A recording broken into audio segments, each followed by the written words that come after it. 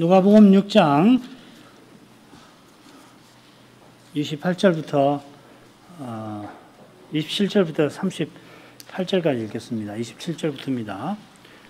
그러나 너희 듣는 자에게 내가 이르노니 너희 원수를 사랑하며 너희를 미워하는 자를 선대하며 너희를 저주하는 자를 위하여 축복하고 너희를 모욕하는 자를 위하여 기도하라. 내 이 뺨을 치는 자에게 저 뺨도 돌려대며 내 겉옷을 빼앗는 자에게 속옷도 금하지 말라. 물론 내게 구하는 자에게 주며 내 것을 가져가는 자에게 다시 달라지 말며 남에게 대접을 받고자 하는 대로 너희도 남을 대접하라. 너희가 만일 너희를 사랑하는 자를 사랑하면 칭찬받을 것이 무엇이뇨? 죄인들도 사랑하는 자를 사랑하느니라. 너희가 만일 선대하는 자를 선대하면 칭찬받을 것이 무엇이뇨? 죄인들도 이렇게 하느니라. 너희가 받기를 바라고 사람들에게 빌리면 칭찬받을 것이 무엇이뇨? 죄인들도 우수히 받고자 하여 죄인에게 빌리느니라. 오직 너희는 원수를 사랑하고 선대하며 아무것도 바라지 말고 빌리라. 그리하면 너희 상이 클 것이요 또 지극히 높으신 이의 아들이 되리니 그는 은혜를 모르는 자와 악한 자에게도 인자로우시니라. 너희 아버지의 자비하심같이 너희도 자비해라. 비판치 말라. 그리하면 너희가 비판을 받지 않을 것이요 정죄하지 말라. 그리하면 너희가 정죄를 받지 않을 것이요 용서하라. 그리하면 너희가 용서를 받을 것이요 주라. 그리하면 너희에게 줄 것이니 곧 후이되어 누르고 흔들어 넘치도록 하여 너희에게 안겨주리라. 너희의 헤아리는 그 헤아림으로 너희도 헤아림을 도로 받을 것이니라. 누가 선생은 12 사도를 임명한 후에 주님께서 가르치고 행하신 일을 꽤 길게 기록합니다. 6장 12절서부터 8장 56절까지 대략 144절쯤 됩니다. 주께서 행하신 일들을 보면 누가 선생은 누가 하나님의 자녀인가 하는 이 주제 혹은 교훈을 중요하게 다룹니다. 세례 요한만큼 하나님의 자녀다운 인물이 없겠습니다마는 그도 우리가 다른 일을 기다리오리까 문의합니다. 그렇다면은 바리새인이 백성의 존경받던 지도자이지만은 세례 요한만 아니라 주님을 함부로 대하는 것은 이건 한사코 이상한 일만은 아닙니다. 지혜는 자기 모든 자녀로 인하여 옳다함을 얻는다 하신 것처럼 동네에서 죄인으로 소문난 그 여인을 정죄하는 바리새인보다 주님을 정당하게 대합니다. 자기 죄를 슬퍼하는 이 여인이 하나님의 자녀답습니다. 이는 예수님의 모친과 동생들이 찾아왔을 때 하나님의 말씀을 듣고 행하는 그 사람이 내 형제라 하신 것과 붙어 있습니다. 하나님 말씀을 듣고 행하는 이는 이 여인처럼 회개하고 자기 전부를 주님께 드리는 사람입니다. 누가 하나님의 자녀인가? 이 주제는 오늘 낭독한 말씀에도 분명히 드러납니다. 하늘 아버지의 자비하심을 본받는 이가 곧 하나님의 자녀입니다. 줄거리를 먼저 보죠. 27, 28절 머릿말이 되겠는데 너희 원수를 사랑하라. 그리고 29, 30절에는 이 원수 사랑을 실천하는 4가지 예들이 언급이 되어 있습니다. 그리고 한가운데는 황금률, 남에게 대접받고자 하는 대로 남에게 대접하라 하는 말씀이 나오고요. 이게 핵심 교훈이 되겠죠. 그리고 이제 이어서 이 참된 사랑이 아닌 이 3가지 예들이 이 32절부터 34절에 나옵니다. 그리고 나머지는 이 맺은 말이 됩니다. 원수 사랑으로 너희 아버지의 자비하심을 본받으라. 특별히 이 비판과 정죄의 문제를 덧붙여 나왔습니다. 말씀드린 대로 한가운데 나오는 황금률을 중심으로 원수 사랑에 관한 명령 그리고 예들이 짝을 이루며 나옵니다.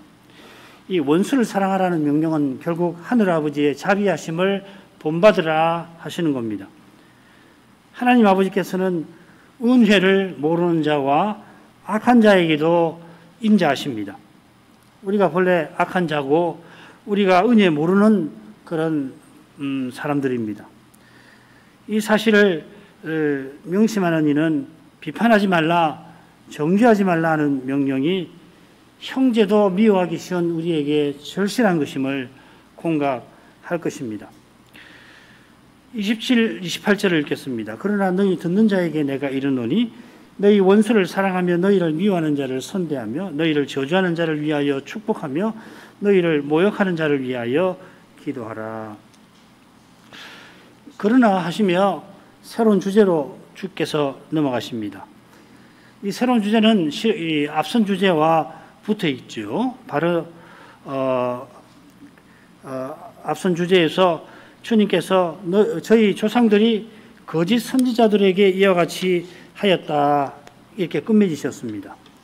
이게 네 가지 화의 결론입니다.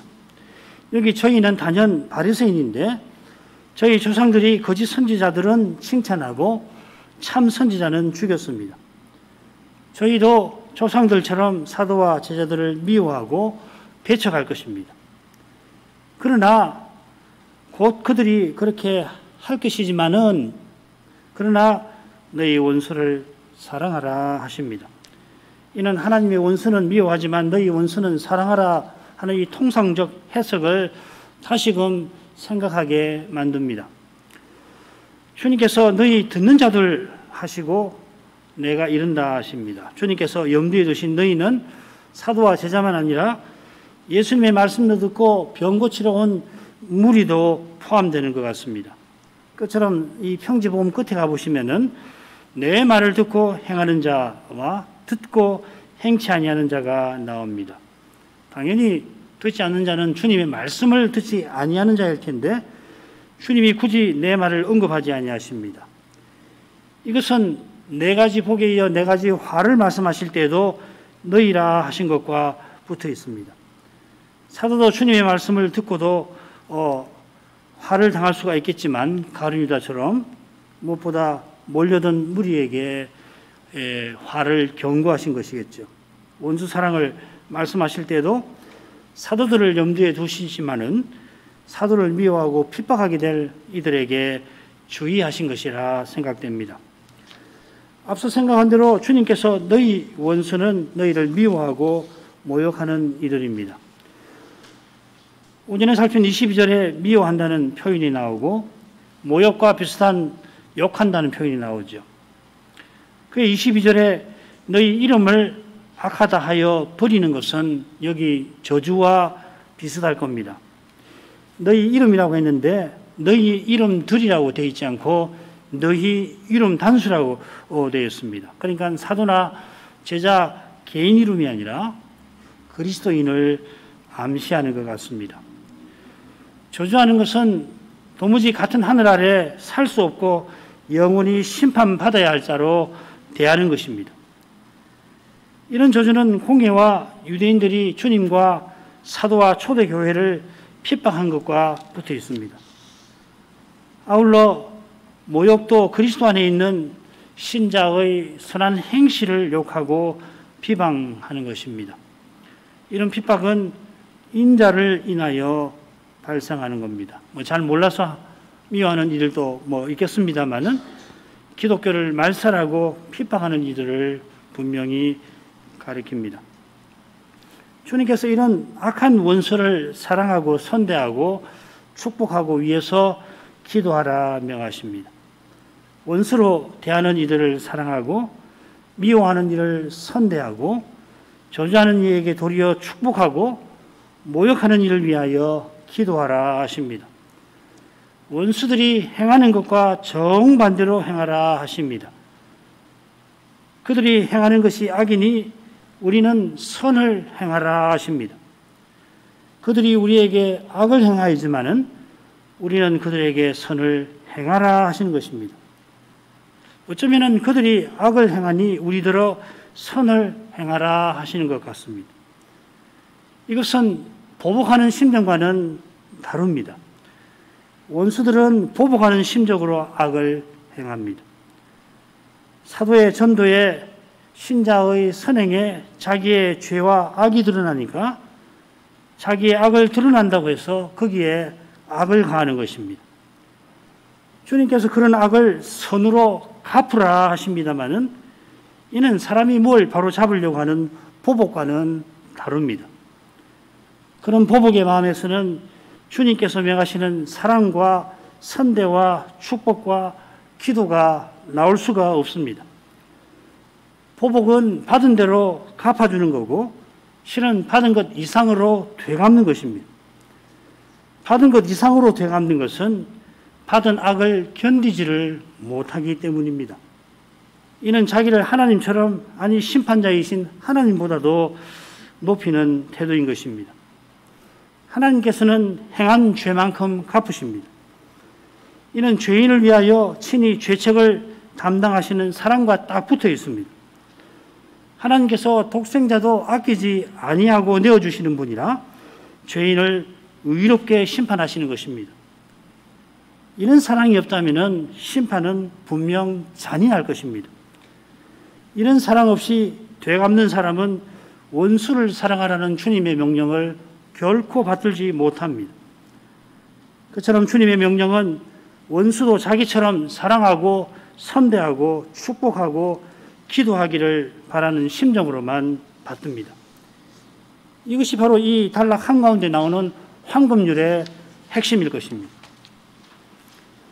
이런 심정은 우리가 아직 죄인 되었을 때 그리스도께서 우리를 위하여 죽으심으로 하나님께서 우리에게 대한 자기의 사랑을 확정하셨느니라 이런 믿음과 고백으로만 품는 것입니다. 내가 얼마나 죄인인지 주님의 사랑 안에서 깨닫는 사람만이 겨우 주님의 명령을 받들고자 하는 마음을 잃지 아니합니다. 주님의 사랑이 강건해야만 그래서 바울이 자기를 핍박하는 동족의 구원을 위하여 자기가 그리스도에게 끊어지는 저주도 감수하려 하는 것처럼 해야만 주님의 명령을 제대로 받을 것입니다. 사도가 이런 심정을 품는 것은 자기도 전에 그들과 똑같은 것을 앗았던 것을 늘 깨닫고 살아가기 까닭입니다. 그처럼 지금도 스스로는 그들처럼 보복하지 않을 수 없다는 것을 날마다 시인하고 그런 자기를 부인하는 까닭입니다. 자기를 부인하고 자기 십자가를 지고서 주를 좇지 아니하면은 형제도 원수처럼 대하게 됩니다. 이런 사실에 비춰서 둘째 예들을 이제 둘째 부분에 나오는 예들을 보면 좋을 것입니다. 자, 두 번째 부분으로 가지요. 29절 30절입니다. 내 이 뺨을 치는 자에게 저 뺨도 돌려대며 내 겉옷을 빼앗는 자에게 속옷도 금하지 말라. 물은 내게 구하는 자에게 주며 내 것을 가져가는 자에게 다시 달라 하지 말며. 그 비슷한 명령 기억나시죠? 마태복음 산상복음 5장에 나옵니다. 거기 이 명령들은 어떻게 시작됐냐면은 눈은 눈으로 이는 이로 갚으라 하였다는 것을 너희가 들었지만은 나는 너희에게 이르노니 악한 자를 대적지 말라 하시고서는 지금 이 명령들과 비슷한 명령들이 나오지요. 여호와께서 율법에서 눈은 눈으로 갚으라 하신 것은 이스라엘이 그 마음이 완악하기 때문에 이혼 증서를 써서 주고는 자기 아내를 버리라 하신 것과 일맥상통합니다. 눈은 눈으로 갚으라 아니하시면은 눈만 아니라 이도 상하게 할 것이라 눈은 눈으로 이는 이로 갚으라 하신 것입니다. 눈은 눈으로 갚으라 하실 때로 돌아가 보면 어떤 일이 있냐 하면은 아버지는 이집트 사람이고 어머니는 유대인인 어떤 사람이 여호와의 이름을 회방한 사건이 있었죠. 그때 이 말씀을 하시면서 여호와께서 이방인도 유대인과 똑같이 대하라 하십니다. 이방인이라고 더 엄하게 처벌하지 말아라 하셨습니다. 그처럼 이 사건은 인생이 스스로 율법을 지키지 못하는 연약함을 레위기의 줄거리에서 잘 드러냅니다. 이제 그 여호와께서 여호와의 종으로 오셔서 율법의 정신을 밝히시는 겁니다. 친히 원수인 우리를 위하여 십자가를 지셔서 율법의 정신을 이루십니다. 그 정신은 이웃을 자기처럼 사랑하는 것입니다. 그 길은 원수도 사랑하는 데 있다는 것입니다. 이 길을 연약한 인생이 걸어갈 수 있게 하십니다. 여기 뺨을 치는 자는 부당하게 사도와 제자를 대하는 자입니다. 이 뺨친다는 것은 사람을 모욕하는 건데 더욱이 부당하게 모욕하는 겁니다. 예를 들면은 그 여호사밧 치를 때 여호사밧이 아합과 함께 아람을 치러 올라가는 길이 하나님의 뜻인가 400명이나 되는 거짓 선지자들에게 물으니까 하나님의 뜻입니다 하였습니다. 그때 미가야 선지자만 그게 하나님 뜻이 아닙니다 했습니다. 그러자 거짓 선지자 시드기야라는 사람이 미가야 선자의 뺨을 쳤고 게다가 아합은 이 미가야를 옥에 가두어 버립니다. 미가야가 왕과 많은 사람들 앞에서 모욕과 핍박을 받습니다마는 억울하다 하지 않고 하나님의 말씀을 순전하게 전합니다. 하나님의 말씀이 이루어지고 사람의 꾀는 다 무너지는 줄 확신한 것입니다. 이런 믿음이 있어야 이 뺨을 치는 자에게 저 뺨도 돌려댈 수 있습니다. 이건 어디 한번 쳐볼 테면 쳐봐라 하는 게 아닙니다. 오는 뺨을 치고도 여전히 분이 풀리지 않아서 왼뺨도 치려고 할 때에 그 사람을 향하여 똑같이 분노하며 맞받아치지 않고 그저 십자가 지신 그리스도를 바라보는 그런 태도겠죠. 그런 사람이 자기를 까닭없이 미워하는 일을 향하여 오히려 사랑하는 마음을 품을 수가 있을 것입니다. 사람이 견디기 어려운 형편에서 바라보는 그 주님께서 그 형편을 견디게 하실 뿐만 아니라 마침내 이기게 하시는 겁니다. 주님처럼 이기게 하십니다. 내 겉옷을 빼앗는 자는 소송을 벌여서 상대의 속옷까지 빼앗고자 하는 사람입니다. 얼마나 악한 사람이냐면은 이 속옷도 금하지 말라 하신 데에서 잘 드러납니다. 율법은 겉옷을 담보로 잡더라도 저녁에는 돌려주라 하지요. 돈을 빌려줬는데 갚지 않으니까 화가 나서 겉옷을 가져갔더라도 저녁에는 날씨가 추워지니까 돌려주라 한 것입니다. 겉옷을 가지고 가면은 이 사람은 나다니지를 못해요. 갚을 돈을 구하기가 힘들 겁니다. 겉옷을 담보 잡는 것이 바로 이 보복하는 마음에서 나오는 겁니다. 정말 돈을 돌려받으려고 하는 게 아니라 괘씸해서 이 보복하는 마음이죠. 그런데 지금 이 소송을 벌인 사람은 겉옷을 담보로 잡을 만큼 큰 돈을 빌려준 게 아니에요. 속옷 정도를 담보 잡을 수 있는 그런 작은 돈을 빌려주고는 소송을 통해 가지고서 겉옷도 빼앗는 그런 사람입니다. 겉옷을 빼앗는 사람이에요. 작은 돈이지만은 갚지 못하니까 그걸 이용해서 그의 겉옷을 가져간 것입니다. 합법적 방법을 이용하여 악한 짓을 벌이는 사람이니까 화가 난다고 사람 뺨을 치는 사람보다 악합니다. 차라리 이 사람이 덜 악하죠, 그죠? 그런 악한 사람이 속옷도 마저 빼앗아 가려 할 때 소송을 통해서 겉옷은 이미 빼앗아 갔고 얼마나 마음이 더 악하면은 속옷마저도 빼앗으려고 할 때 선선히 내줘라 하십니다. 이는 그런 악한 사람과 맞서서 똑같이 악하게 되지 말라 하신 것입니다. 너무도 억울하다 생각되면은 어떻게든지 되갚으려 하고 마침내는 안 갚음하려 하는 것입니다. 사람이 이렇게 약해요. 너무도 억울하니까 사람의 악한 마음에 휘둘리기가 쉽습니다. 그렇게 되지 않을 길은 보복하려고 하는 마음 자체를 버리는 데 있고 보복하는 마음을 버리려면은 길은 딱 하나입니다. 그리스도를 전심으로 의지하는 수밖에 없습니다. 이어 주님께서 내게 구하는 자와 내 것을 가져가는 자를 드십니다. 내 것을 가져간다 했는데 강탈하는 것을 가리킵니다. 이 낱말이 그냥 뺏어가 버리는 것을 표시합니다. 자, 그런 점에 비추어서 세 번째로 구하는 자는 겸손해서 자기가 뭐가 필요하니까 뭐 주십시오 하는 사람보다는 이 요구하는 사람, 그러니까 구한다 이렇게 새기기보다는 요구한다 이렇게 새기는 게 좋을 것 같습니다. 이 같은 낱말이 십자가 사건에 대조적으로 쓰여요.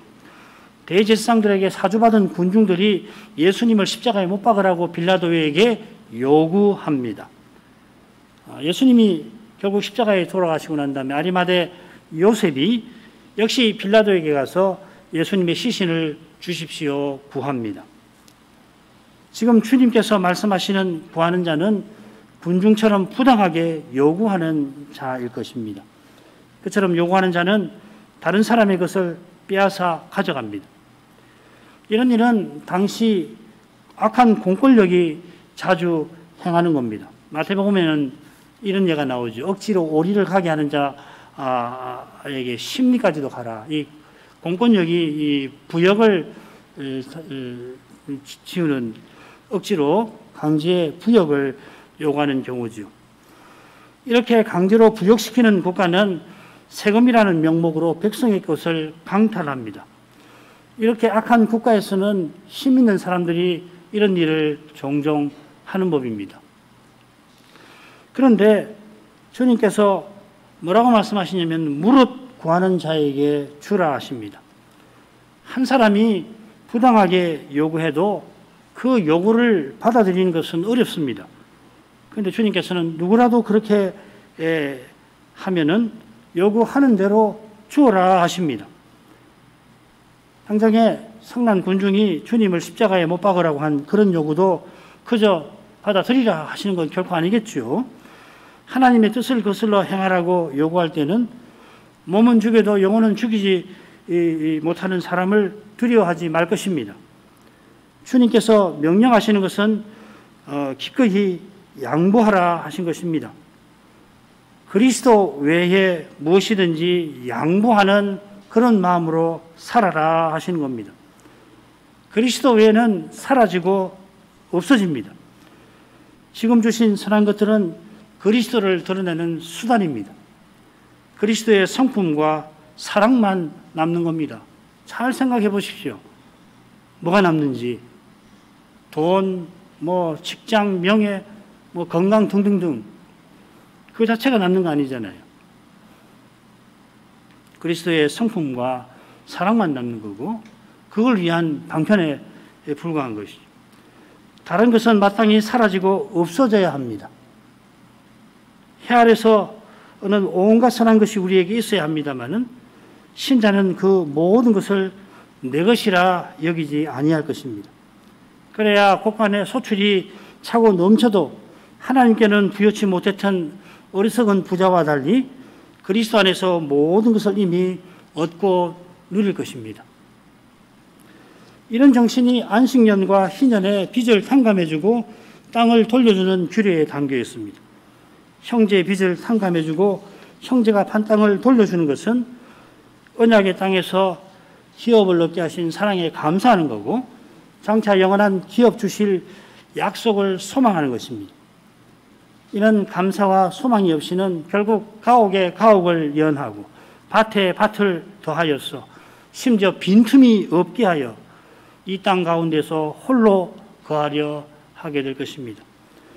모든 것을 쥐고자 하나 결국 모든 것을 그는 잃어버릴 것입니다.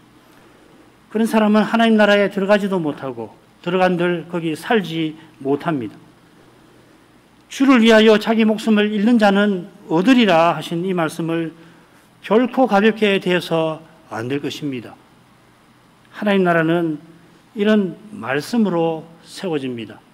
이런 말씀으로 세워짐으로 이 세상에서는 누릴 수 없는 그런 복을 누리고 영원히 누리는 것입니다.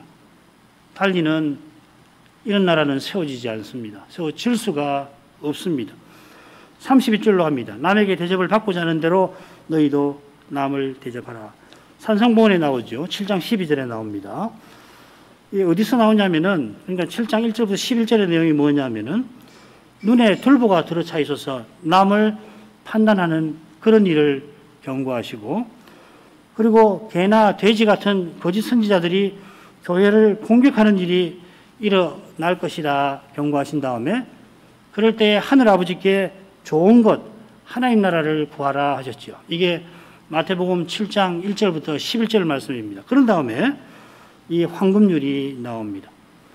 이런 내용에 비춰서 남에게 받고자 하는 것이 무엇이겠습니까? 그것은 불쌍히 여기는 마음으로 남의 죄를 용서하고, 그런 일이 있도록 진주와 같이 거룩한 말씀이 교회에 늘 전해져서 하나님 나라가 교회에 나타나는 그것이겠죠. 여기서도 남에게 받고자 하는 대접은 다르지 않을 겁니다. 그 대접은 무엇보다 남이 부당하게 뺨을 치거나 겉옷을 빼앗거나 부당하게 요구하거나 내 것을 빼앗아가지 않는 것일 것입니다. 그처럼 원수가 되어서, 남이 원수가 되어서 미워하고 심지어 저주하며 모욕하지 않는 것일 겁니다. 오히려 자기가 잘못해도 용서해주고, 자기가 어려울 때 축복해주고, 자기가 힘들 때 남이 위하여 기도해주는 것을 바랄 것입니다. 자기처럼 그리스도 외에 무엇이든지 양보하는 그런 심정을 품고 함께 그리스도를 전부로 삼고 사는 이것을 그가 바라는 것입니다. 남에게 받고자 하는 대접이 여기서는 그런 것일 겁니다. 받고자 하는 대접을 받으려면 먼저 남을 그렇게 대접할 것입니다. 대접받고자 하는 대로 대접하라 하신 것이 바로 그런 심정과 태도를 품고 살아라 하시는 겁니다. 그리스도처럼 먼저 섬기고 사랑해야, 그래야 모두에게 사랑과 섬김을 받습니다. 주님께서 너희 원수를 사랑하라 하신 것도 결국 먼저 사랑하라 하신 것입니다. 이 주제가 바로 이어질 것입니다. 먼저 사랑하는 일을 사랑하는 것은 칭찬받을 것이 없습니다. 사랑하지 않는 게 이상하죠. 그러나 미워하는 이에게 선대하는 것은 실로 놀라운 일입니다. 미워할 이유가 없는데도 미워하는 그 이에게 선대하는 그런 이유는 사람에게는 없습니다만은 어떻게 그럴 수 있어요? 그런데 주님은 선대하라 하십니다. 그 이유가 미움 없는 세상을 세우려 하시는 거기 있는 것입니다. 그런 세상을 세우는 길은 이 세상처럼 살지 아니하는 데 있습니다. 하나님 나라를 드러내는 데 있습니다. 그 길은 그리스도를 주신 아버지를 본받는 데 있습니다. 32절부터 34절로 가겠습니다. 너희가 만일 너희를 사랑하는 자를 사랑하면 칭찬받을 것이 무엇이뇨? 죄인들도 사랑하는 자들을 사랑하느니라. 너희가 만일 선대하는 자를 선대하면 칭찬받을 것이 무엇이뇨? 죄인들도 이렇게 하느니라. 너희가 받기를 바라고 사람에게 빌리면 칭찬받을 것이 무엇이뇨? 죄인들도 의수히 받고자 하여 죄인에게 빌리느니라. 주님이 교훈하시는 바를 잘 받기 위해서 이 세 경우 모두에 나오는 칭찬받을 것, 이게 무슨 뜻인가를 살펴야 합니다. 마태복음에서는 이 비슷한 말씀들이 나오는데 뭐라고 나오냐면 상이라든지 남보다 더하는 것, 이렇게 나오면 칭찬할 것이라는 말보다는 상 혹은 남보다 더하는 것, 이렇게 나옵니다. 칭찬받을 것은 종종 하나님의 은혜를 가리킵니다. 이 카리스라는 말이거든요. 이것과 비슷한 경우가 뭐냐면 주님께서 베푸신 이 무익한 종의 비유에 나오는데, 주인이 종에게 명령하고 종이 명령한 대로 행했다고 주인이 살해하지 않는다 하셨습니다. 이것이 이 마태복음에 나오는 상이랑 비슷한 개념이죠. 이 살해라고 하는 개념하고 상이라는 개념하고.